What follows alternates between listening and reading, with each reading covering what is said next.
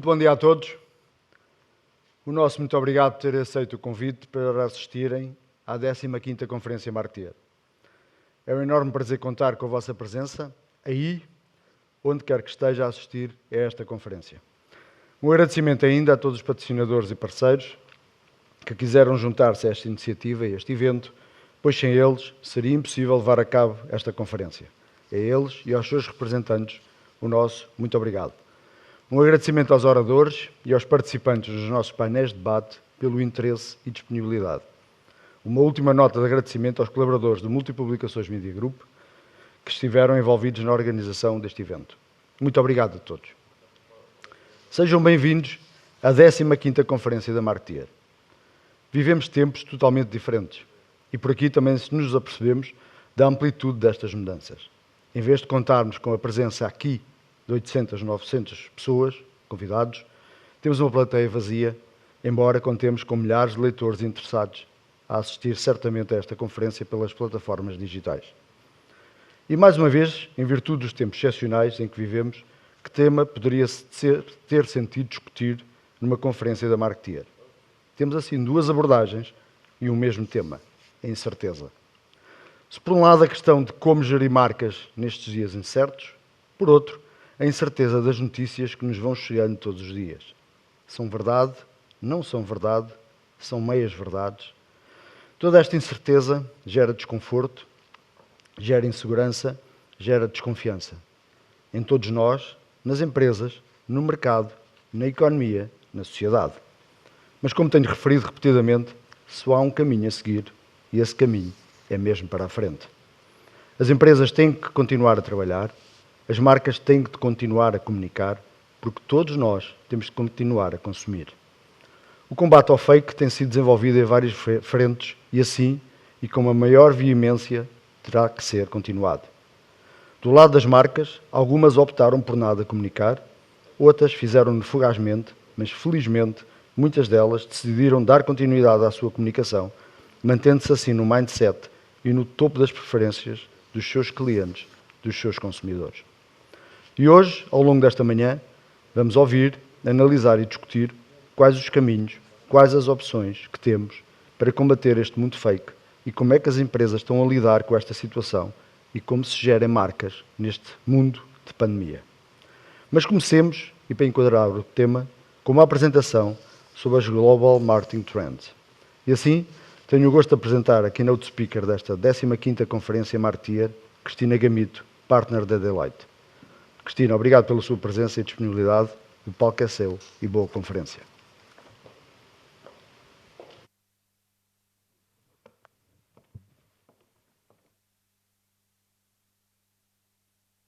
Muito bom dia a todos. Em primeiro lugar, gostaria de agradecer este convite da Marketeer. Em nome da Deloitte, agradecemos e sentimos honrados por esta presença. O meu nome, como já foi referido, é Cristina Gamito. Eu sou sócia da Deloitte, em Portugal, e tenho a responsabilidade por um grupo de Customer Marketing, que na verdade é um grupo de pessoas que se foca em ajudar os nossos clientes em temas que vão desde a definição de estratégia de cliente, componentes de publicidade, marketing, até a implementação de soluções digitais que ajudem a elevar a experiência humana. Na verdade, não é muito habitual a Deloitte estar convosco neste momento do ano em que pensam a vossa estratégia de marketing e definem os vossos planos para o futuro, mas este ano atípico levou-nos a considerar que era efetivamente muito pertinente partilhar convosco um estudo que elaboramos. Na verdade, este é o segundo ano em que o preparamos e que vem apontar aquilo que são as tendências de marketing a nível global. A minha expectativa, o meu objetivo é, de alguma forma, poder partilhar convosco algumas pistas, preferencialmente dar-vos alguma inspiração sobre elementos que possam, de alguma forma, ajudar a afinar, a calibrar a vossa estratégia para o próximo ano e os vossos planos. Este estudo, na verdade, combina conhecimento de especialistas de marketing com 2 inquéritos. Um inquérito feito a consumidores finais, que envolveu aproximadamente 2.500 pessoas, mas também inclui uma perspectiva executiva. Foram inquiridos cerca de 400 executivos, mais uma vez, de empresas globais, e tem a particularidade de ter sido um estudo que foi feito no início do ano, portanto, nos primeiros meses da pandemia, e desta forma incorpora muito daquilo que já é a nossa experiência enquanto consumidores e a nossa experiência em contexto empresarial, neste contexto de gestão anormal face à pandemia que vivemos. E este estudo, naturalmente, tem por objetivo conseguirmos destrinçar aquilo que é ruído dos verdadeiros sinais de mudança. E um dos aspectos que saiu evidente neste estudo é que hoje, mais do que nunca, os clientes precisam e valorizam soluções nas quais possam confiar. Valorizam um propósito de marca que esteja alinhado com os seus valores e estão disponíveis para experiências que lhes permitam ter um papel de cocriação, de verdadeira contribuição para a construção de produtos e serviços. Outro dos aspectos relevantes que este estudo veio evidenciar, e aqui eventualmente poderei não estar a gerar uma grande novidade, pois acredito que aqueles que estão do lado de lá, enquanto elementos de estrutura de marketing, sentiram, provavelmente nestes últimos tempos, que os olhos estavam postos em vós, com aquilo que foram as expectativas sobre o vosso contributo para navegar esta situação de incerteza que todos vivemos. Como dizia, este estudo vem dar corpo e consistência àquilo que é a expectativa do papel do CMO e dos marketeers. Efetivamente, um papel que, mais do que nunca, é considerado estratégico, e uma prova disso é que, no inquérito feito aos executivos, o marketing foi considerada a segunda função mais relevante para os próximos 12 meses. A primeira função, o digital, o que significa que há, efetivamente, uma necessidade e uma oportunidade de uma parceria efetiva entre a componente digital e a componente de marketing para, neste contexto de maior distanciamento social, conseguir, através do digital, manter a conexão humana. Este estudo aponta 7 tendências, irei-vos falar de cada uma delas de forma sumarizada, mas o que também gostaria de destacar é que estas tendências têm de comum um elemento que é o foco em desromper um mindset mais defensivo que, porventura, nós, enquanto indivíduos e enquanto organizações, poderíamos assumir numa situação como aquela que estamos a viver. Na verdade, quando vivemos situações de incerteza e de elevada pressão, como aquela que continuamos a viver, somos todos os dias confrontados com situações sobre as quais não sabemos que decisão tomar. E nestes momentos, os nossos instintos mais básicos sobressaem e, portanto, o instinto de sobrevivência é aquele que prevalece. E muitas vezes esse instinto de sobrevivência leva-nos, e no contexto empresarial, a dar prioridade à eficiência, à otimização de custos e darmos, nesse contexto, menos prioridade às interações humanas, ao crescimento. Ora, estas tendências, como vos vou falar a seguir, o que vêm apontar é um caminho distinto deste. É um caminho mais focado no crescimento e no aproveitar um momento que vivemos, que é um momento de verdade para muitas organizações e, na verdade, também um momento de verdade para as estruturas de marketing, para pensar em diferente, pensar em como inovar a experiência dos clientes, trazendo novas propostas de valor e, com isto, contribuir, através da inovação, para a disrupção e conhecimento e crescimento de negócio. Portanto, este pois, o pano de fundo que está associado a cada uma destas tendências, e a primeira delas é o propósito. O propósito sai reforçado neste estudo enquanto razão pela existência de uma organização e, na verdade, também enquanto aquilo que define os consumidores para os quais uma organização está melhor preparada para servir. E o que este estudo vem evidenciar é que companhias que são verdadeiramente orientadas ao propósito, são companhias que põem os valores no centro do seu negócio, são efetivamente aquelas que estão melhor preparadas para ter sucesso neste contexto de elevada incerteza. São tipicamente empresas porque têm claro o seu framework de tomada de decisão baseado em valores, que têm efetivamente a capacidade de ser mais rápidos na tomada de decisão, mas, sobretudo, são aquelas que potencialmente têm valores mais alinhados com os seus clientes finais. E, portanto, são contextos em que a probabilidade de provocar reações positivas nos seus clientes é maior. E estas são condições, obviamente, de base que potenciam o sucesso. O momento que vivemos da Covid-19, na verdade, enfatizou aquilo que é as nossas reações e o impacto das ações, que sejam elas positivas ou negativas. Na verdade, o estudo demonstra que uma grande maioria dos consumidores conseguiu identificar marcas que, durante este período, conseguiram responder positivamente à Covid-19. Da mesma forma, marcas que tomaram decisões não alinhadas com os valores dos seus consumidores são aquelas para as quais os consumidores estarão naturalmente mais predispostos a abandonar. O estudo aponta alguns exemplos e neste tema do propósito, penso que o exemplo da Unilever é um bom exemplo. Enquanto empresa que tem, enfim, um objetivo empresarial de tornar a sustentabilidade, a vida sustentável, um lugar comum, a Unilever desenvolveu um conjunto de linhas de produtos certificados na perspectiva de sustentabilidade. E facto é, estes produtos têm mais impacto do ponto de vista de crescimento que os restantes produtos do portfólio global da Unilever. Não só crescem mais rapidamente, bem como representaram a maior fatia do crescimento da empresa. Isto prova que o propósito é algo que é efetivamente relevante, mas a sua relevância não é apenas estar escrito e ser porventura comunicado. A sua relevância é trazê-lo para a vida em tudo aquilo que são as interações que uma organização tem com os seus clientes, na verdade com os diferentes stakeholders, colaboradores e parceiros. E este nós consideramos ser efetivamente um desafio para as áreas de marketing que deverão ter um papel fundamental de liderança e de orquestração de todos os esforços que vão ser necessários para conseguir dar vida ao propósito das organizações. Passando para a segunda tendência, a agilidade. A agilidade vista não apenas como velocidade, mas sobretudo como capacidade de adaptação a um novo contexto. A verdade é que o contexto que vivemos levou a que todos nós, enquanto clientes, tivéssemos uma maior apreciação por aquilo que é a agilidade e esta, em muitas circunstâncias, traduziu-se em soluções digitais.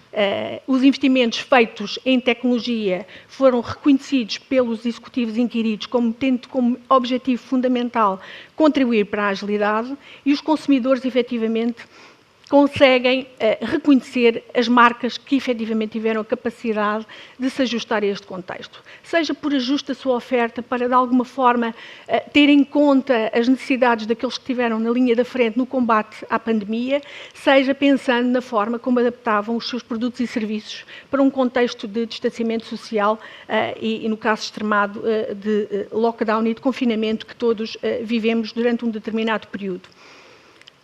Mais uma vez, alguns bons exemplos. Aqui destacaria um exemplo de uma empresa de cosméticos chinesa, a Perfect Diary, que, na verdade, alavancando em tecnologia, foi capaz de criar uma influenciadora digital, virtual, que foi, assim, capaz de manter uma dinâmica de interação com os clientes e de projetar a marca, partilhando informação sobre produtos e tutoriais sobre como os mesmos poderiam ser utilizados. Portanto, um exemplo em que a agilidade foi conseguida através da tecnologia num contexto digital. Não precisamos de olhar apenas para fora de portas. Na verdade, em Portugal, a Galp será um exemplo, um bom exemplo daquilo que é um programa de transformação, focado em criar condições para que o cliente esteja efetivamente no centro da organização e, para além de transformação ao nível operativo, esta transformação inclui uma componente tecnológica muito significativa de suporte ao marketing que permite efetivamente os objetivos de agilidade. Portanto, o desafio que vos colocaria era pensarem se a vossa estratégia para o próximo ano, se o vosso plano para o próximo ano vos dá a agilidade, enquanto organizações de marketing, que precisam para enfrentar os desafios que todos temos pela frente. Experiência humana. Experiência humana, na verdade, é algo que, no momento atual, é sempre, como disse no início, de alguma forma um dilema. Pensamos sempre sobre o que é mais importante. É a eficiência ou a experiência humana? Numa viagem, o que é mais importante? É ela ser mais barata ou ser mais segura? Quando estou a falar de roupas, o que é mais importante? Ser capaz de entregar mais rapidamente ou ter uma cadeia de valor mais sustentável? O que este estudo vem revelar é que, efetivamente, há um reconhecimento por parte dos consumidores da relevância desta interação humana. E esta relevância mantém-se, apesar do contexto digital em que vivemos. E, portanto, a mensagem é, sendo um contexto onde potencialmente o digital acelera, não nos podemos esquecer do lado humano nesta interação. Se ele for esquecido, há efetivamente uma dívida para com o consumidor que se vai acumular e mais tarde ou mais cedo as marcas acabam por ser impactadas por essa mesma dívida. Um bom exemplo é aquilo que a Clear Mask fez. A Clear Mask, eventualmente conhecerão, desenvolveu máscaras transparentes. Ao fazê-lo, o que estava a fazer não era apenas preocupar-se com a nossa segurança, mas era continuar a humanizar a interação, permitir a visualização das emoções através das expressões faciais. Por acaso, ou não por acaso, esta abordagem também permitiu um lado mais inclusivo. Pessoas com dificuldades auditivas teriam, assim, maior facilidade de comunicação. Este é um bom exemplo de como é que o lado da experiência humana pode ajudar a formatar a proposta de valor. Confiança. Confiança é, na verdade, um tema altamente contextualizado, depende das audiências. Confiança poderá representar coisas distintas para um CMO, para um CEO, para um responsável de risco, mas há uma verdade indiscutível. Se aquilo que foi prometido não cumprir com as expectativas, a confiança quebra-se. E, portanto, o desafio, efetivamente, é qual a estratégia de confiança que temos para os nossos clientes. Sugeria que, efetivamente, olhassem para o estudo, porque vem apresentar um conjunto de dimensões que influenciam a confiança, dimensões estas vistas com as lentes da experiência humana.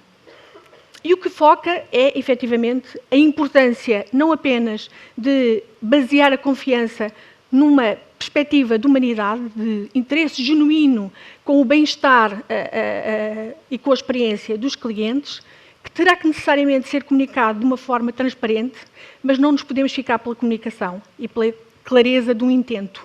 Há que garantir as condições para que essa promessa seja entregue, porque caso contrário, então falhamos as expectativas e a confiança quebra-se.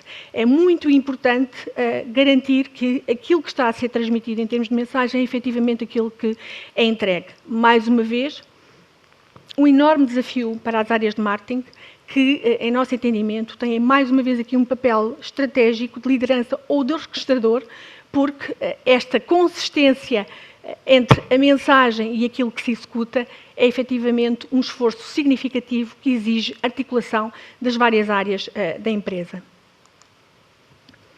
Aqui, dar-vos-ia o segundo exemplo, que aqui é apontado, o da Delta Airlines, que reconhecendo que os seus clientes tinham um problema e uma preocupação associada à segurança nos voos, criou uma área dentro do Departamento de Experiência de Cliente, focada no tema limpeza. Desenvolveu um conjunto de práticas e de kits que vieram a elevar a confiança dos clientes e que teve um outro efeito. Na verdade, veio contribuir para uma maior segurança dos colaboradores e, na verdade, a Delta Airlines acabou por ter uma situação de propagação de Covid bastante mais controlada do que a média do mercado. Participação. Participação é, como referi no início, aquilo que é a tendência que hoje se vê na maior disponibilidade dos clientes poderem contribuir para uma organização. Não é mais sobre como a organização comunica para os seus clientes, é também o sentido inverso. É entender que esta comunicação é uma via com dois sentidos. E o que este estudo vem demonstrar é que, neste período, aquilo que é a predisposição para os clientes contribuírem com input, com feedback que pode alimentar aquilo que é a definição de novos produtos e serviços, é uma realidade. Contributos com conteúdos que ajudam a amplificar a marca. Aqui, o desafio é como é que, efetivamente, do ponto de vista de estratégia de marketing, estamos, efetivamente, a estimular estas duas vias e a aproveitar este potencial.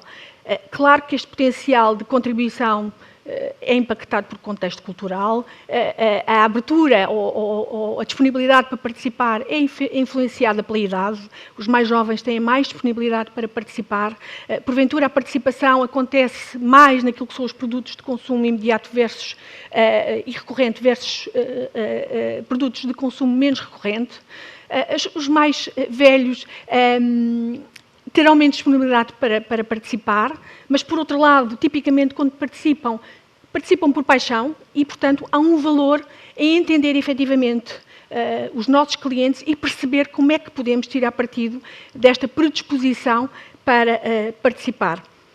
Mais uma vez, um exemplo vindo do Oriente, neste caso uma plataforma de e-commerce que vive nas redes sociais e onde foram criados mecanismos de fórum que estimulam efetivamente esta participação. O que estamos aqui a falar, na verdade, é de as marcas poderem utilizar não apenas os influenciadores, os key opinion leaders, mas utilizarem o consumidor comum, a pessoa normal, como verdadeiro influenciador da marca. E esta é uma oportunidade clara para o futuro. Fusão. Fusão é um conceito que, se eu tivesse referido de outra forma, iria com certeza tocar muitas campainhas. Ecossistemas. Trata-se da oportunidade e da tendência cada vez mais visível e que foi acentuada durante este período de pandemia de incorporar na cadeia de valor terceiras partes, parceiros que me permitam alargar a minha oferta de produtos e serviços. Significa que há aqui um espaço significativo em que as organizações hoje já estão a olhar para além daquilo que são as suas fronteiras tradicionais, do seu setor, da sua indústria, e a identificarem como é que podem, efetivamente, dar resposta às necessidades reais dos seus clientes. Ao incorporarem abordagens de parceria, o que estão a fazer também não é apenas a dar resposta a necessidades mais holísticas, mas é, sobretudo, também serem mais ágeis na capacidade de dar essa resposta. E a verdade é que este foi um contexto onde a utilização do digital se acentuou. O estudo mostra que a percentagem de clientes que utilizou pela primeira vez o digital foi significativa, 79%, e destes, 53% avalia esta experiência como uma experiência positiva. Aliás, destes 53%, um terço considera que a experiência digital foi mais positiva do que a experiência presencial. Estamos, portanto, num contexto onde abordagens diferentes podem efetivamente ser implementadas e onde o desafio para as estruturas de marketing é efetivamente levarem o atrevimento mais além e pensarem como é que conseguem construir estas propostas de valor inovadoras e encontrar os parceiros certos. Encontrar os parceiros certos não é, por vezes, fácil, mas é um elemento absolutamente fundamental. E voltando ao início desta conversa, a propósito, o alinhamento de valores é uma condição de base para o sucesso destas parcerias. Um dos exemplos, e porventura aquele que pessoalmente achei mais interessante do estudo, é o do Lloyds Bank. O Lloyds Bank, basicamente, expandiu a sua parceria com a Mental Health UK, com o objetivo de criar consciência pública e, mais do que isso, dar instrumentos para que as pessoas em dificuldades financeiras conseguissem gerir a pressão, o desconforto e, na verdade, o impacto negativo que esta situação provoca. O Lloyds, ao estar a fazer isto, não estava a disponibilizar apenas uma solução de financiamento, que é aquilo que a maior parte dos bancos fez neste período. O que o Lloyds fez foi disponibilizar uma solução de bem-estar financeiro e de bem-estar mental. E isto é pensar cliente e isto é pensar fora da caixa. E, por fim, o talento. O talento é um tema do qual temos vindo a falar nos últimos tempos, muito associado àquilo que tem a ver com o aumento da utilização da tecnologia, na automatização de processos. Todos nós, recorrentemente, ouvimos falar sobre inteligência artificial e sobre que forma é que esta vem alterar os skills que são necessários em cada organização, e o marketing não é uma exceção.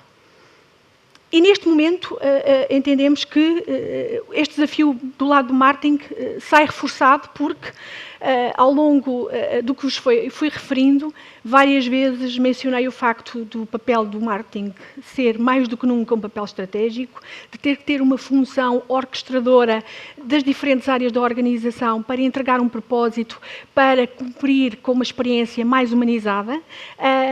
Isto obviamente exige skills diferentes. Vivemos num mundo da informação e, portanto, tudo aquilo que são domínios associados às capacidades de explorar a informação que me permita conhecer as necessidades do meu cliente são absolutamente fundamentais e, nesta perspectiva, o marketing tem que pôr na sua agenda também aquilo que é a evolução das suas competências para se preparar para o futuro. Hoje em dia, e os CMOs que foram objeto deste inquérito reconheceram que estão a utilizar a inteligência artificial para automatizar o seu trabalho. Não é este o único ângulo que, em nosso entendimento, é relevante, é obviamente um ângulo. O pensarmos de que forma é que as estruturas de marketing hoje, e retomando o tema da agilidade, têm os instrumentos necessários para a resposta rápida, e como sabemos a tecnologia é um facilitador incrível nesse domínio, mas é mais do que isto, e é pensar nos domínios de competências que permitem fazer a correta articulação, por exemplo, entre o marketing e o digital. Portanto, o desafio que vos deixava nesta matéria é, efetivamente, olharem para a vossa agenda e avaliarem de que forma é que podem pôr o talento, o repensar o vosso talento, no topo das vossas prioridades. E com isto, na verdade, termino a apresentação que tinha sobre as tendências. Como referi, o documento, para além, enfim, de um sem número de estatísticas que provavelmente vos ajudará a reforçar algumas das percepções que hoje têm, aponta um conjunto de casos práticos. Neste caso, e associado ao talento, é um exemplo de utilização de inteligência artificial com impacto na melhoria de experiência de cliente, mas também com impacto na eficiência de custos. E nesse sentido, convidava-vos a olhar com atenção para este estudo e gostaria de vos deixar e reforçar a mensagem de que, efetivamente, estamos num contexto em que os CMOs e as funções de marketing, os marketeers, têm neste momento uma oportunidade extraordinária. A oportunidade de não nos acomodarmos àquele mindset instituído da redução de custos e aproveitarmos o momento para repensar o nosso papel, o papel das nossas organizações e reposicionar a forma como nos relacionamos com clientes, com colaboradores e com parceiros. Claramente uma oportunidade estratégica. Do ponto de vista do nosso estudo, também queria deixar-vos a nota que, obviamente, eu e a equipa da Deloitte estamos naturalmente disponíveis para poder continuar esta conversa convosco e avaliar de que forma é que os insights que estão nesse estudo podem, de alguma forma, contribuir para a formulação ou calibração da vossa estratégia, e estaremos igualmente disponíveis para, a partir de janeiro, continuar esta conversa, porque vamos ter este estudo declinado para os principais setores. E aqui, obviamente, com insights um pouco mais focados a realidades específicas de negócio. E com isto termino. Muito obrigada. Desejo a todos um bom resto de dia e uma ótima conferência. Obrigada. Human experience begins with connections. Connecting with one another, with the planet, to emotions and ideas. The power of those connections is fueled by meaningful and authentic moments. The events that touch us, inspire us, complete us. At Deloitte, we help you navigate this new world by making connections happen. We join the problem solvers with the creative dreamers. We align accelerated growth with a sustainable future. We overcome a technology gap with a game-changing alliance. We power a digital transformation through better customer experience. We see the connections that can transform business. We can connect across industries and sectors, government and NGOs, digital giants and tech startups. Only Deloitte brings this all together, all the time. Only Deloitte connects for impact.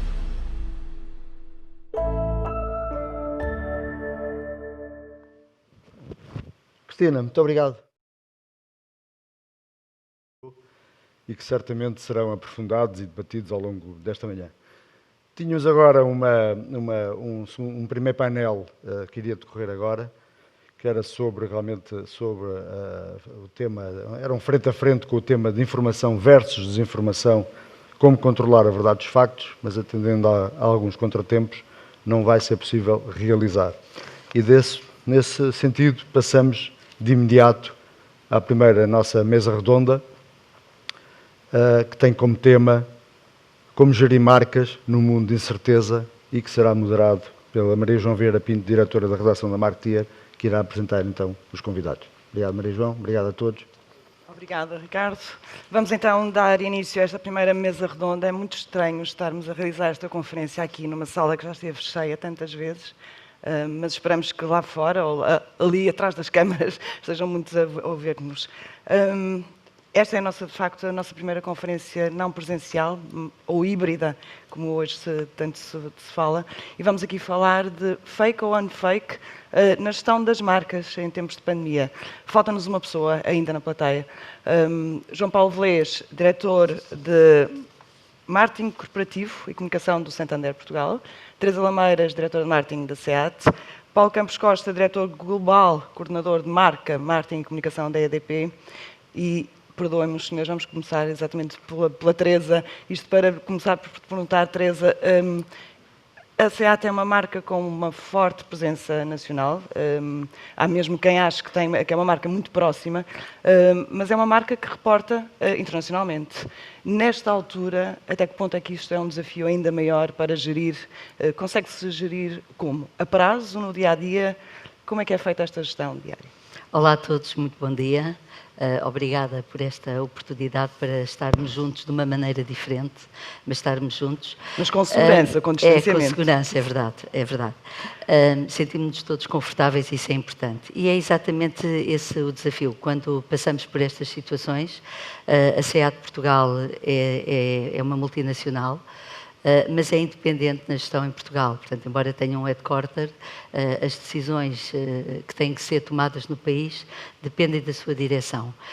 E o desafio foi precisamente esse. O primeiro, da segurança das próprias pessoas, enquanto aqueles que trabalham aqui, e depois dos nossos parceiros. Porque, e quando falamos de segurança, é uma segurança que não se prende só com a questão da saúde, é também com alguma estabilidade, com a forma como eles poderão gerir todo o seu negócio de uma forma safe, em termos da proteção dos seus próprios colaboradores e também em termos da proteção dos serviços que eles prestam aos nossos clientes, porque são o nosso interface, e obrigada por reconheceres essa proximidade que a marca tenta ter e acho que tem com os seus clientes. Portanto, é um desafio enorme, mas é um desafio individual, porque a pandemia obrigou-nos a pensar na realidade nacional de uma forma diferente, cumprindo as normas que existem, mas um pensamento muito ajustado ao mercado e ao dia-a-dia. E obrigou a uma flexibilidade e a um repensar de coisas, obrigando também uma capacidade de resposta imediata. E as multinacionais, e nós pertencemos ao grupo Volkswagen, temos muitas normas, mas também conseguiram ter, e no nosso caso conseguimos ter, esta agilidade para responder prontamente.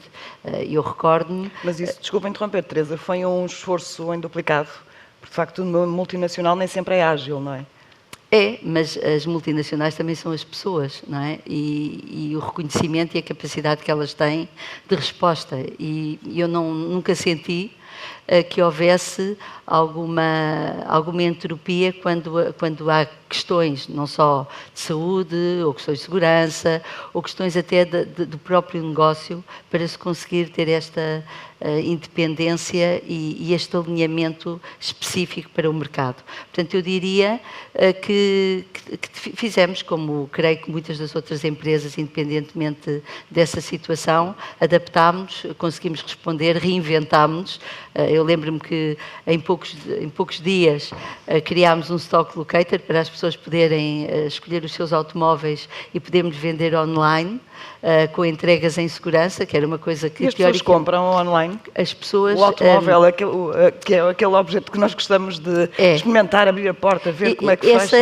Essa foi uma questão interessante, porque as compras aconteceram na mesma, mas de uma forma diferente. As pessoas habitualmente utilizam o digital para se informarem, mas depois, quando sabem que podem na mesma fazer um test drive em segurança, passaram para ter uma experiência digital diferente que nós pensávamos que não ia ser tão rápida no setor automóvel. E aconteceram vendas durante este período em que as pessoas, ou porque já conheciam os modelos, ou porque tiveram a oportunidade de fazer um test drive, conseguiram concretizar vendas durante este período. E podemos dizer que para aquilo que era a nossa expectativa até foi bastante positivo. Portanto, às vezes temos que nos reinventar, pensar em coisas diferentes, acelerar processos, e eu acho que isto também é um desafio interessante para todos nós, que no meio da dificuldade toda que estamos a passar, e o mercado automóvel está aqui a 20%, é dramático para nós, mas também conseguimos ter este engenho e arte de fazer coisas diferentes e, sobretudo, nunca parar de comunicar e de encontrar soluções para estar próximos dos clientes, oferecendo soluções de mobilidade que fossem ao encontro também de uma expectativa de segurança que, ao contrário do que se pensaria, aqui levava muito mais à condução individual do seu automóvel. Portanto, a partilha do automóvel foi muito questionada durante este período e as soluções que nós procuramos também encontrar soluções para as pessoas que queriam conduzir em segurança no seu próprio automóvel. Paulo, deixa-me perguntar, esta agilidade que a Teresa referia é necessária numa organização com a dimensão como a EDP, presente em várias regiões geográficas, e vocês, para além da crise pandémica, também estavam a atravessar uma crise, entre aspas, organizacional. Até que ponto é que esta agilidade é fundamental para gerir e como é que se consegue gerir? Bom dia a todos. Parabéns à Marketier por continuar a aceitar os desafios de fazer uma conferência em muito boas condições de segurança, como a Teresa também há pouco referiu. Nós estamos um bocado ao contrário, não é? A EDP é uma multinacional e temos a nossa base em Portugal. Eu acho que o mais importante é quando se fala em uma questão como estamos a atravessar um período de uma pandemia, onde há incerteza, haver uma certeza do lado das organizações qual é que é o caminho, os desafios que têm e qual é que é a sua missão. Eu acho que isso hoje é o mais importante e é isso que nós, a partir de Portugal, temos feito passar para os 18 países onde estamos. Portanto, é um pouco a inversão. Temos de adaptar sempre às realidades de cada um dos países, é claro, não é? Esta pandemia veio do Oriente para o Ocidente e nós, como estamos do Oriente para o Ocidente, fomos adaptando e houve também uma aprendizagem. Um exemplo que eu costumo dar é em Itália. Ainda não tinham começado sequer a tomar medidas governamentais em relação à pandemia e nós, muito antes, tínhamos mandado os nossos cerca de 90 colaboradores que têm base em Milão, já estavam a trabalhar a partir de casa. Agora, é óbvio que isto foi um desafio para as organizações, mas é muito importante nós sabermos qual é a nossa missão e sabemos qual é o nosso plano, porque nós não podemos gerir com base em certeza. Sabem qual é o plano? Tem um plano a prazo? Claro. Sempre tivemos e apresentámos ao mercado. Aliás, no último estiveste em Londres e brevemente iremos apresentar novamente, porque é muito importante. Mas um plano de comunicação, um plano de gestão de marca, é possível ter a prazo neste momento? Claro. Tu tens de saber o que é que tu pretendes. Isto são as coisas que dependem de nós. Como a Teresa falou, uma muito importante é as pessoas. E as pessoas fizeram um grande esforço em adaptarem-se da melhor forma que podiam, que sabiam. Felizmente tiveram ao dispor as ferramentas necessárias no caso da EDP. Quando se fala em digitalização, parece que é um tema que surgiu agora. Já surgiu há muito tempo, não é? O presente foi o que eu acabei de dizer há pouco, já pertence ao passado. E eu acho que a velocidade a que as coisas é bem muito rápida hoje. Quando se diz o teletrabalho, nós andámos a discutir o teletrabalho. Só que nós o que estamos a ter neste momento não é teletrabalho, é trabalho confinado, é diferente, não é? Um bocadinho diferente. Muita gente gosta de ter determinadas condições para poder produzir mais e melhor. Agora é muito importante que as equipas continuem a sentir-se desafiadas. Eu, no caso da EDP, João, e tu acompanhas esta área, nós não parámos nenhuma campanha.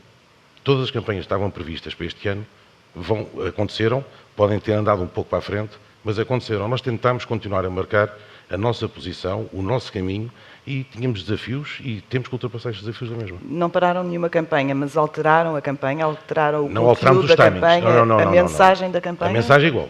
Nós sempre falámos em questões de sustentabilidade, esta campanha que houve do zero, portanto, todas essas coisas eram coisas que estavam planeadas antes, isso não se faz de um dia para o outro.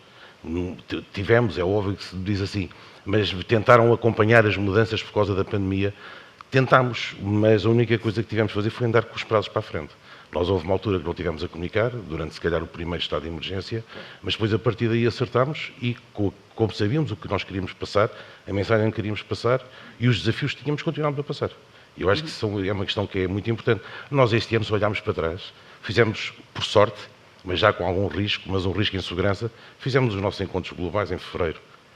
Nós temos feito as maratonas, não são físicas, mas temos feito as maratonas virtuais com uma adesão fantástica.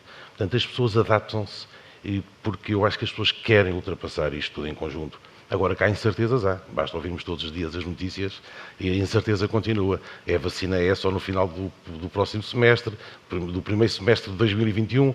Outros dizem que já estão a fazer planos para janeiro. Portanto, a incerteza continua a ser-nos passada e comunicada, não é?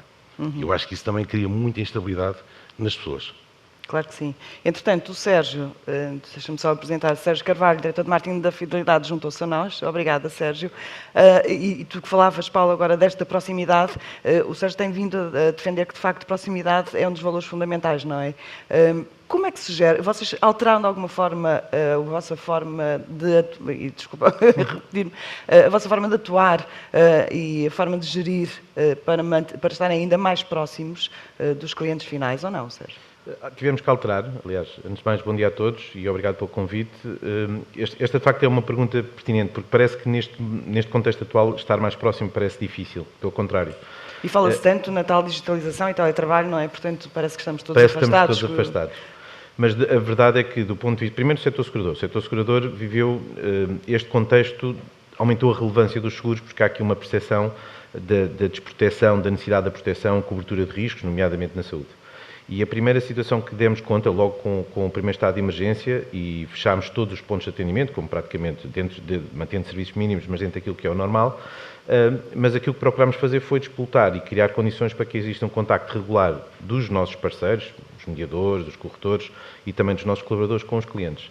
E o impressionante foi que, sem ainda grande certeza, aliás, tudo sobre um grande grau de incerteza, sobre questões que surgiam, como se eu preciso do seguro do carro, se não preciso, coisas deste género, que não eram claras na altura, mas as pessoas, só pela oportunidade de falar, valorizavam positivamente esta oportunidade de contacto. E, portanto, acabámos por disputar um conjunto de formas de comunicação, e estou a falar aqui, sobretudo, os nossos parceiros da distribuição junto com os clientes finais, mas também depois do ponto de vista de marketing. Nós comunicamos mais do que nunca com os nossos clientes, algo que no passado víamos com alguma cautela, com a necessidade de não ser abusivos na comunicação, e o que hoje vemos, medindo as taxas de abertura, a forma de interação dos clientes, existe uma proximidade da relação que no passado não existia, a relevância dos conteúdos tornaram-se cada vez maiores, há coisas que são óbvias, o seguro de saúde, tudo o que é relacionado com a doença, mas não só. E isto deu-nos uma oportunidade muito interessante de criar outro tipo de ligação com os clientes e, como digo, em todos os canais, mesmo os canais tradicionais presenciais, beneficiaram desta realidade. Obviamente, como já aqui foi dito, a digitalização já estava a acontecer, já era lá atrás, portanto podemos tirar proveito de tudo aquilo que viemos desenvolvendo nos últimos 5 anos e, portanto, foi digamos, um momento da verdade.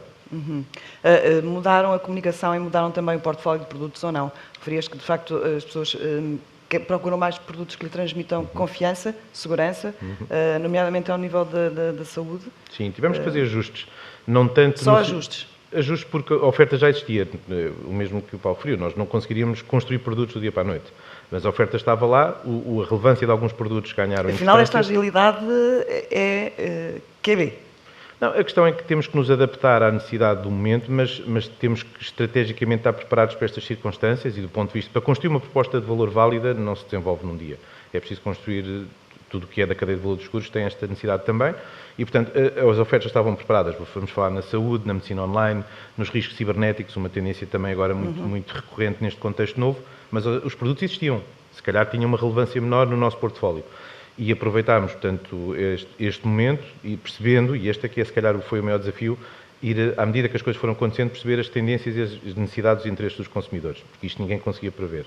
E à medida que fomos percebendo essas necessidades e essas tendências, fomos incorporando a maneira como comunicámos, No nosso caso em concreto, porque havia também mensagens muito específicas, muito táticas que tinham que ser passadas. Vou dar um exemplo, ninguém poderia pensar como é que os produtos de saúde se adaptariam ao tema dos testes do Covid ou ao tema do internamento ou tratamento. Portanto, tivemos que produzir comunicação, informação, para explicar a posição que decidimos tomar relativamente à abrangência dos seguros de saúde nestas áreas. E, portanto, foram desafios também no sentido, depois, neste contexto, produzir, preparar e entregar, mas volto a dizer, baseado numa estratégia que já vem atrás, seja a parte de digitalização, seja a evolução da oferta, que permitiu agora estar preparados para entregar. Isso foi fundamental. João Paulo, e no caso da banca, falava-se muito que os portugueses iam ser mais poupados, que íamos voltar a ter níveis de poupança como já não tínhamos há imenso tempo. Isto é verdade ou não? Ou estamos a ser todos também fake a este nível? Dizemos que sim, mas afinal não poupamos nada. Houve ajuste do vosso portfólio de produtos para responder a esta pseudo-tendência ou não? Muito bom dia também a todos e muito obrigado pelo convite. Sim e não. Ou seja, já se sente alguns sinais de que a poupança está a aumentar, mas ainda a níveis tímidos. Eu acho que as pessoas vivem um momento de grande incerteza e de grande preocupação. E nós sentimos que era preciso, para já que toda a sociedade ia olhar para a banca, e no nosso caso... Já estava a olhar? O Santander. Já vinha de trás, não é? Exatamente. A própria banca vinha sofrendo já um processo de transformação muito grande, que talvez as pessoas não se deem conta integralmente, mas, digamos, a estrutura deste negócio, as características deste negócio está a mudar brutalmente. Já havia uma tendência muito forte para a digitalização e para a perda de alguma importância do negócio físico e da presença física. Portanto, esse processo já havia e, portanto, eu diria que a pandemia apanha a banca num processo já de grande transformação e exige respostas muito rápidas. Eu aí não sei se concordo integralmente com o que os meus colegas disseram, nós tivemos que agir muito rapidamente. E tivemos que agir muito rapidamente em 3 níveis. Com os colaboradores. Mas eles não disseram que não agiram rapidamente. Sim, mas eu diria que nós tivemos que agir com muita velocidade, precisamente porque existia uma pressão muito grande do ponto de vista da opinião pública e da sociedade em relação a nós. E tivemos que agir em 3 níveis. Primeiro, nos colaboradores, e eu começo por aqui, não começo por acaso por aqui, nos colaboradores, dando-lhes tranquilidade. Quer dizer, ninguém vai ser despedido. Ou fidelidade, neste caso.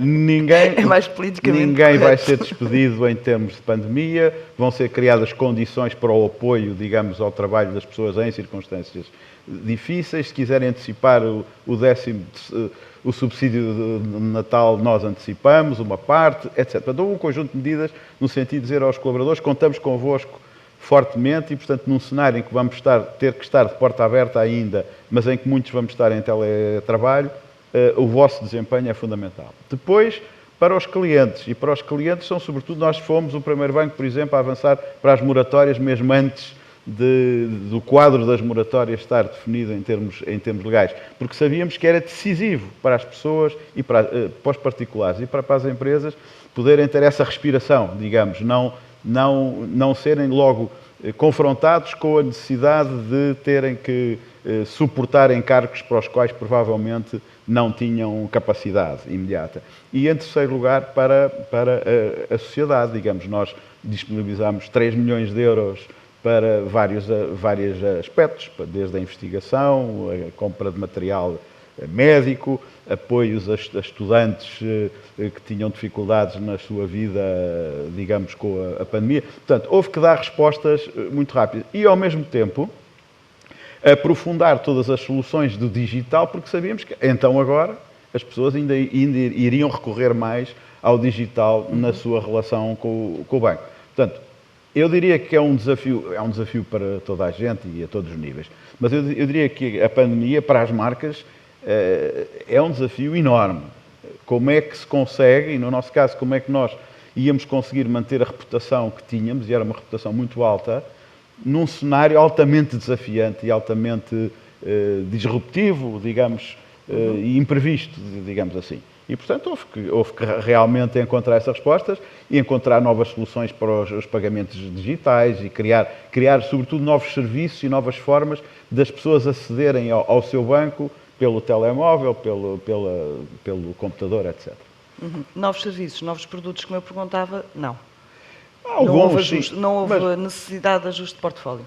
Não, há sempre ajuste em relação ao momento que vivemos, mas isso é uma constante, nós vamos tendo sempre produtos novos. Eu acho é que aqui há soluções para pagamentos, por exemplo, com vários dispositivos em qualquer local, de qualquer forma, evitando o contacto. A história do contactless, digamos, assumiu aqui uma importância muito grande. Portanto, houve que acelerar um conjunto de medidas e de eixos que já vinham sendo desenvolvidos no sentido de responder rapidamente a essas necessidades.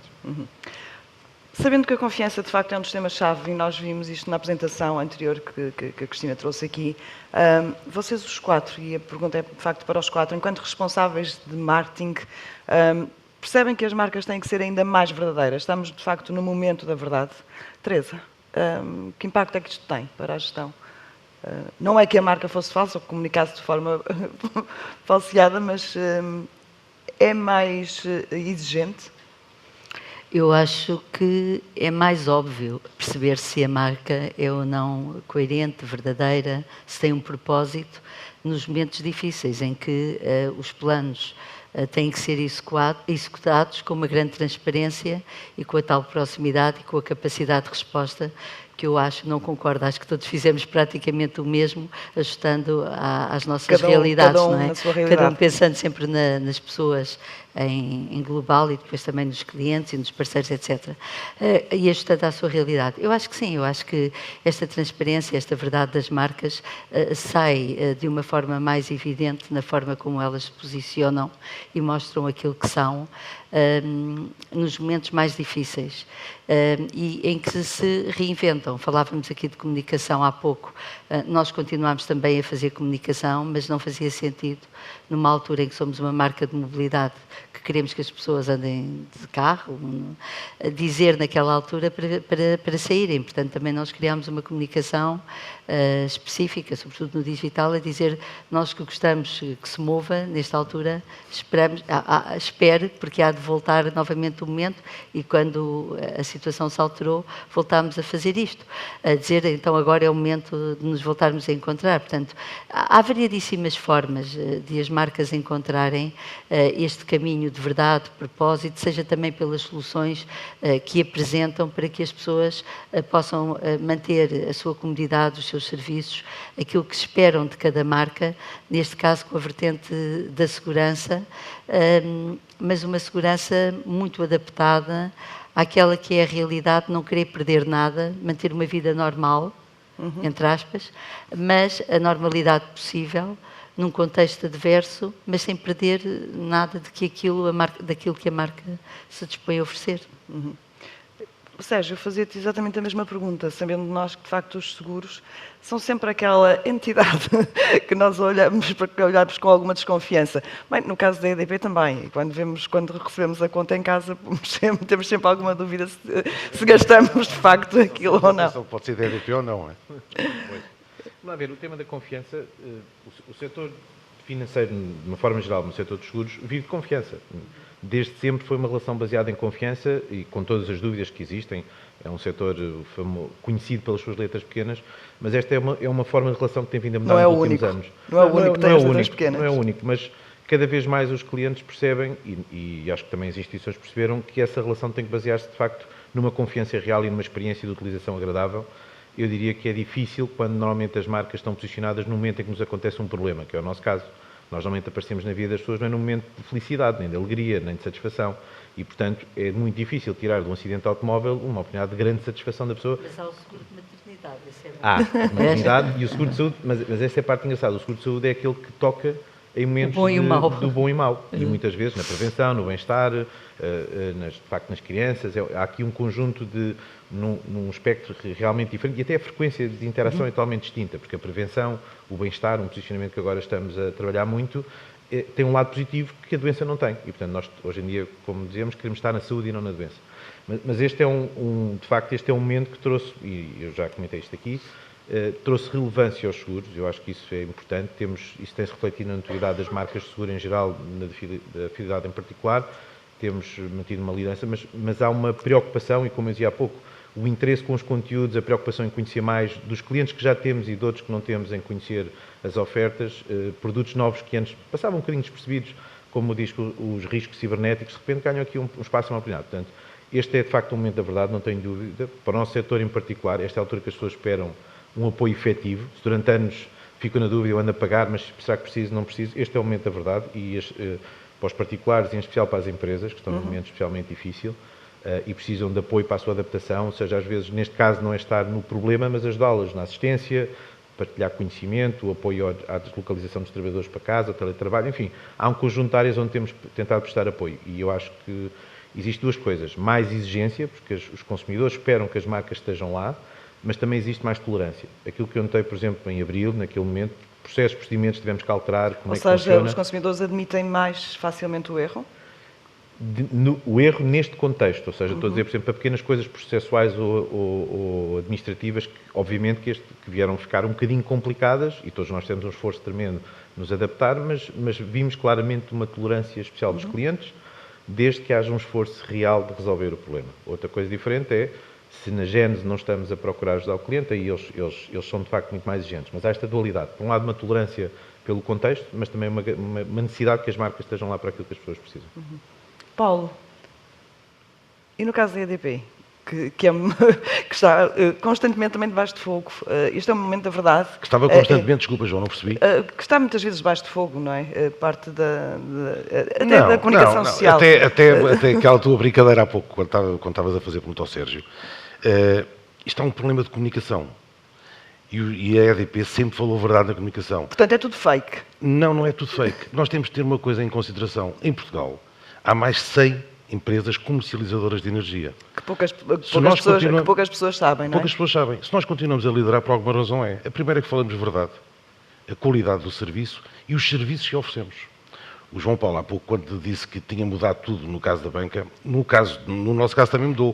Nós estamos a falar das campanhas, aquela parte, eu gosto de deixar isto claro, estamos a falar das campanhas. Todos nós, dentro das nossas áreas, somos os primeiros a dizer estamos presentes, a mandar vir equipamento, a dar condições às pessoas. E no caso da EDP, as pessoas, por muito que se diga, há muitas vezes têm dificuldade em entender. Nós, quando dizemos que passámos a regime de teletrabalho, 40% das pessoas estavam na rua. Porque foi assim que nós continuámos a ouvir a rádio, a ver a televisão e a conseguir conversar uns com os outros, porque a eletricidade nunca houve interrupções de eletricidade. E as pessoas devem valorizar isso, porque isto é uma empresa que tem base em Portugal. Nós, em Portugal, produzimos energia, distribuímos e comercializamos. Nós, onde temos o exclusivo, é na distribuição. Pois na parte da produção de energia, não, e na comercialização, também não. Agora, que fazemos melhor que os outros, fazemos. Daí continuamos a ser líderes em Portugal e nos mercados onde operamos. Mas isto para te perguntar se de facto este é o momento da verdade de ser ainda mais importante e determinante. Eu não concordo, João. Sempre foi importante. Sempre foi. A mentira tem perna curta. Eu sempre, em todas as vezes que falei ou em entrevistas que dei, disse que o mais importante é a verdade. As pessoas que trabalham comigo sabem que eu admito tudo, menos a verdade. Errar é humano, mentir não. E nós sempre tivemos este cuidado em tudo o que fazemos e em tudo o que comunicamos. Eu, portanto, não acho que mudou. Somos exatamente os mesmos, sempre falamos com verdade e continuamos a comunicar com verdade. E na banca também é assim, João Paulo? Claramente, eu acho que... Portanto, isto nada mudou. A pandemia só veio acelerar algumas tendências, mandou-nos para casa. Não, desculpa, deixa-me só dizer uma coisa. Mudou e muito. E nada vai voltar a ser o que era. Agora, nós temos uma capacidade incrível de nos conseguirmos adaptar. Porque cada um dentro das suas áreas, o João Paulo falou nas moratórias da banca, em termos dos seguros aconteceu o mesmo. Ninguém ficou sem seguro se não pagou ao fim de 30 dias. Em termos de pilares basilares das marcas, de facto, e a forma de gerir as marcas e de comunicar as marcas, pouco ou nada mudou. No fundo, só veio aprofundar. Eu acho que as pessoas têm mais cuidado neste momento é da forma como comunicam e comunicam. Porque toda a gente falava de sustentabilidade e as pessoas pensam que sustentabilidade é ambiental. Ser sustentável é nas mais diversas vertentes. As empresas sempre tiveram que dar lucro. Hoje é uma necessidade de darem lucro, se não fecham. E passam a ser um problema. E é isso que as pessoas muitas vezes têm medo de falar. Dar lucro é uma necessidade hoje. Já era, mas hoje mais. João Paulo, peço desculpa. Não, mas é bom ver. Isto é uma conversa a quatro. É um desafio imenso. É um desafio imenso e acho que está para durar. Ou seja, as marcas vão continuar a ser muito confrontadas pelos seus clientes, pela sociedade, em relação às atitudes que venham a tomar nos próximos tempos. Infelizmente sabemos que isto não está para acabar, esta situação com que estamos confrontados. Portanto, atenção, que nós vivemos apenas uma primeira etapa. Esperemos que a segunda seja a última, e que não seja muito longa, mas não sabemos. Mas quer seja muito longa ou não seja, as marcas vão ter que ter uma atitude, uma proatividade extraordinária, uma atenção muito grande, como aqui foi dito, um cuidado extremo na relação com os seus clientes, com a sociedade, que não tem paralelo. Mais humanas? Mais humanas no sentido de terem que estar atentos aos sinais, aos mais pequenos sinais. Eu dou um exemplo.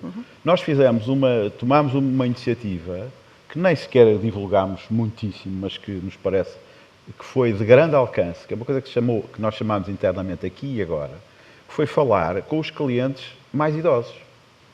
Falar pessoalmente. E falámos com quase 100 mil pessoas.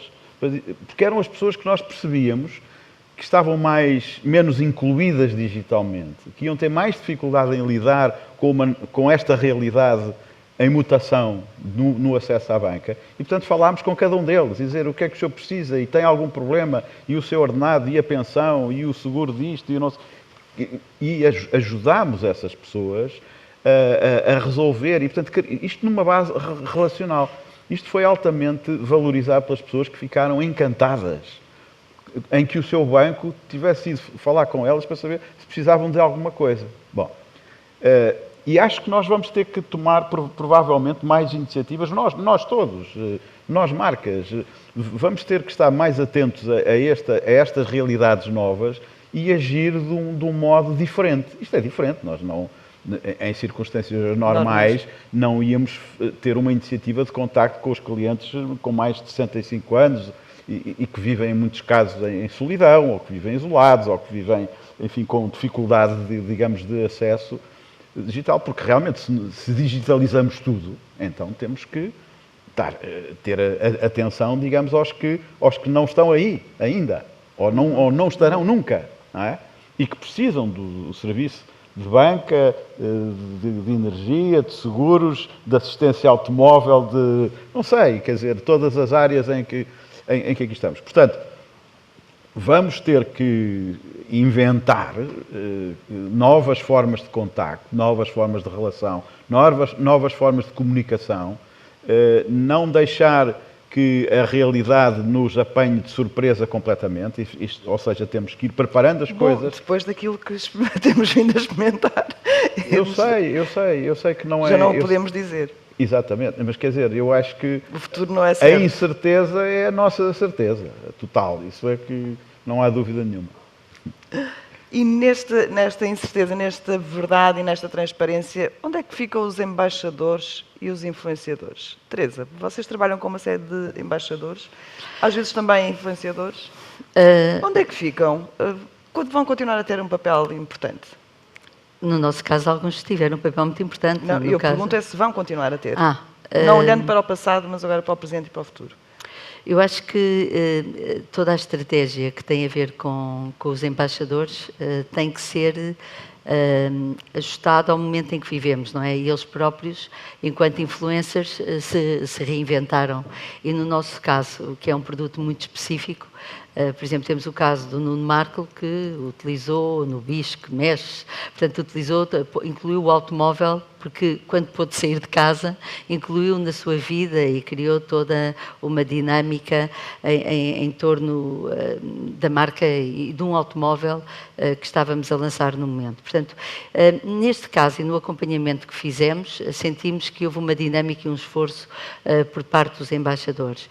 Em relação àquilo que é o futuro, são planos que estamos agora a analisar exatamente com eles, porque tudo o que tem a ver com mobilidade quando se está em casa tem que ter outra produção de conteúdos totalmente distintos, mas não deixa de ser uma oportunidade para se falar do automóvel ou das histórias das marcas ou de outras coisas. O desafio aqui foi realmente encontrar formas diferentes de estar presente, falando de automóvel, que é um produto um bocadinho aqui diferente daqueles todos que estamos aqui a falar, que são coisas que nós precisamos todos os dias, ou de pagar contas, ou de consumir eletricidade, ou de um seguro, e o automóvel é uma coisa muito mais complexa de trabalhar nestas situações, porque fica ali à porta de casa, e até dizemos às pessoas para não saírem de casa, mas ele não deixa de ter um papel útil na mobilidade, na vida das pessoas, etc. Portanto, foi aí sim nós tivemos que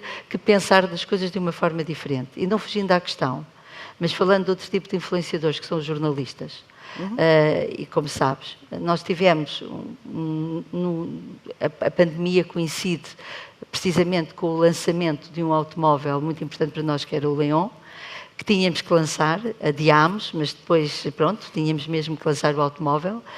Os concessionários deixaram de estar fechados, porque, no nosso caso, é uma realidade muito dura, fecharam as concessões, exceto as oficinas, portanto, conseguimos prestar o serviço às pessoas, como João Paulo dizia, levar os serviços às oficinas, portanto, íamos buscar os carros, fazíamos o serviço e levávamos os automóveis higienizados às pessoas, mas nós tínhamos um lançamento para fazer quando as concessões abriram. Então surgiu-nos internamente a ideia, e agora até, curiosamente, houve um meio que nos premiou por isso, em termos de inovação, de fazer um lançamento completamente atípico, porque o lançamento é um contacto, é uma oportunidade para falarmos, e sabíamos que os jornalistas, embora politicamente correto, de uma forma politicamente correta nem sempre o digam, mas estão um bocadinho cansados de grandes conferências longas, digitais, em que falam muitas pessoas e que não há interação, não era? E as marcas fizeram todas isso, portanto produziram esse tipo de conteúdos, mas não havia a parte do teste. Então o que é que nós fizemos? Fomos a primeira marca a fazê-lo. Reinventámos e levámos os automóveis até a casa dos jornalistas para que os pudessem testar, eram higienizados, era oferecido um percurso, havia um fotógrafo também que podia fornecer esse material. Eles chegavam a casa, era recolhido o automóvel e fizemos uma brincadeira, que é porque os portugueses gostam sempre de confraternizar em torno das refeições. Levámos uma refeição à casa das pessoas para que o mood da SEAT pudessem também alistar num espírito diferente em família. Mas com isto assegurámos a experimentação do automóvel e também assegurámos que este tipo de influenciadores também pudessem fazer o seu trabalho, que é outro problema. É porque quando nos fechamos todos, e no caso do setor automóvel, e não fornecemos automóveis para teste, os meios também deixam de poder ter matéria, deixam de ter conteúdos para poder trabalhar. E quando alguém falava aqui de garantir o trabalho, de garantir tudo isto, isso é um sistema em cadeia que muitas vezes tem que ser pensado. Portanto, também nos reinventámos nestas soluções, e eu diria que, e voltando à questão dos embaixadores em concreto, eles também são veículos para transmitir não só todos os valores que a marca quer, não só os conteúdos em termos das tecnologias, tudo isso, e quando é possível também falar no aspecto do teste, da experimentação, da experiência de condução, que realmente é muito importante e que diferencia as marcas entre si. Paulo, vocês vão continuar a trabalhar com influenciadores? E eu com a Teresa disse, estou 100% de acordo. A minha pergunta a parte aqui mais importante para mim é a experiência do cliente. A minha pergunta é só porque há quem questione, de facto, até que ponto é que as mensagens que partilham são verdadeiras. Portanto... Sim, serem verdadeiras são. Essa parte eu penso que está esclarecido. Em relação ao que a Teresa acabou de dizer, estou 100% de acordo, é a experiência do cliente. Portanto, os influenciadores ou os embaixadores vão tentar passar muito o que é a experiência deles enquanto clientes, enquanto consumidores. E eu acho que isso foi um território que foi sendo ocupado por eles. Pode ter tido aqui alguma quebra durante a primeira fase da pandemia, mas ela voltou novamente a aparecer. Basta ver a nossa campanha, a que está no ar ainda, não é? Do carbono zero. E tu consegues perceber exatamente que estamos a usar e o caminho que existe em termos das diversas aplicações no digital, nas páginas deles. Portanto, eu acho que hoje as marcas, quando olham para os influenciadores, já têm que pensar em termos integrados, não unicamente como um veículo, mas sim integrados nos outros veículos de comunicação. Aquilo que eles roubaram à mídia tradicional começa a ser devolvido, porque tu tens que contar uma história. E essa história são necessários todos eles para ela poder ser bem contada. Não esquecendo a mídia tradicional. Foi o que eu disse. Parece-me perfeitamente Foi o bem. que eu disse. Estamos alinhados. João Paulo, vocês não têm influenciadores? Embaixadores, sim. Temos embaixadores, mas eu diria que nesta fase, então, os maiores embaixadores são Os clientes. são os colaboradores e os clientes, quer dizer, são os dois pilares principais, digamos, porque nenhuma marca resiste, digamos, a um juízo negativo feito pelos clientes, em primeiro lugar, como é óbvio, mas também aos colaboradores. Se os colaboradores não se sentem, digamos, apoiados, não se sentem seguros, tranquilos, eles próprios podem ser fator de incerteza e de complicação, digamos, neste trabalho. Agora, estou completamente de acordo que temos que chegar às pessoas de uma maneira diferente. Temos que encontrar novas formas, estamos em busca delas, todos nós, acho eu, de como chegar às pessoas que estão cansadas, que estão fatigadas desta situação, que estão com algum desalento agora, porque não veem as medidas outra vez a serem mais duras e não veem a luz no fundo do túnel, que estão preocupadas com a situação económica muito, com o desemprego, etc, etc. E, portanto, como é que se comunica num cenário, num ambiente, num clima destes?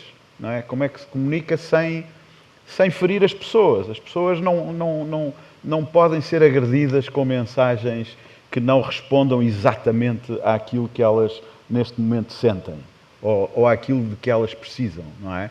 Tem que haver ainda um maior esforço de adequação, digamos, daquilo que nós pretendemos dizer enquanto marca, mas daquilo que as pessoas precisam de receber, não é? E, portanto, isto é um desafio para criativos, para copies, para designers, para produtores de vídeos, quer dizer, há aqui uma necessidade, digamos, de todo este setor, que é um setor que também muitas vezes se queixa que está mal e que isto agora não há atividade, não há tanto negócio e tal, mas há sobretudo também aqui um desafio muito grande do ponto de vista criativo e conceptual. Digamos que eu acho que talvez ainda não tenha sido completamente agarrado, porque as pessoas também não sabem às vezes muito bem para onde é que isto vai e, portanto, qual é a tendência realmente. Como é que se reage? Como é que se reage, mas eu acho que tem que haver aqui um esforço adicional, como digo, de criatividade, de conceito e de adequação à sociedade.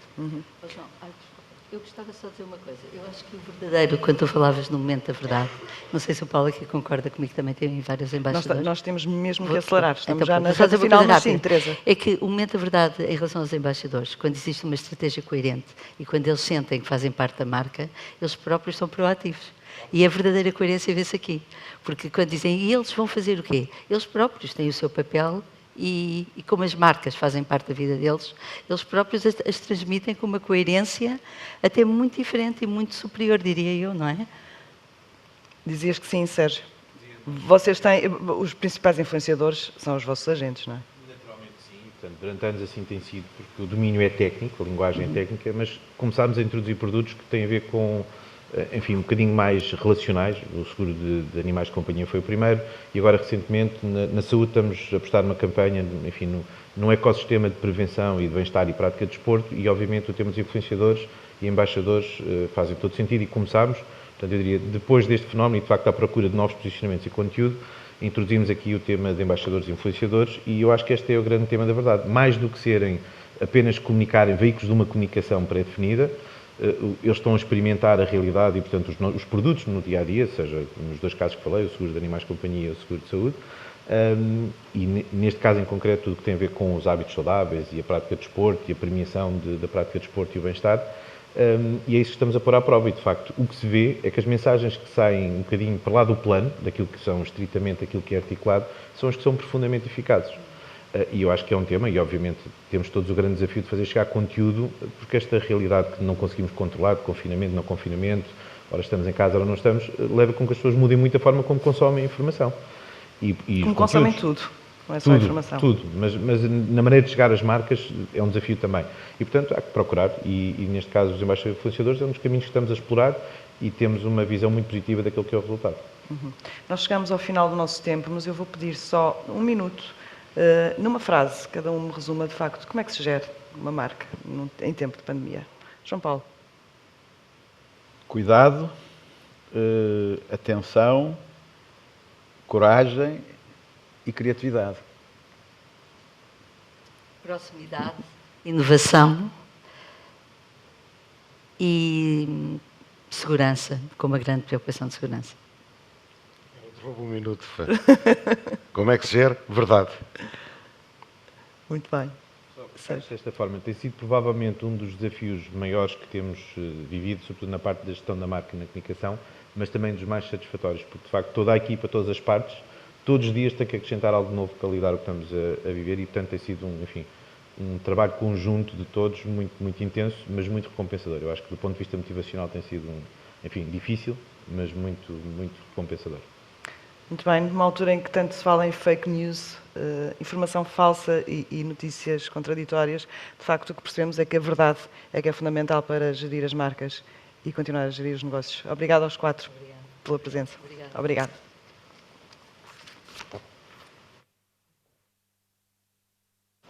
Muito obrigado aos 4 pela vossa disponibilidade, interesse e participar. Vamos fazer agora um intervalo, voltaremos conforme, e agora já respeitando o plano, às 11 em ponto, estaremos aqui para discutir a questão das fake ou no fake no mundo da saúde. Muito obrigado, até já.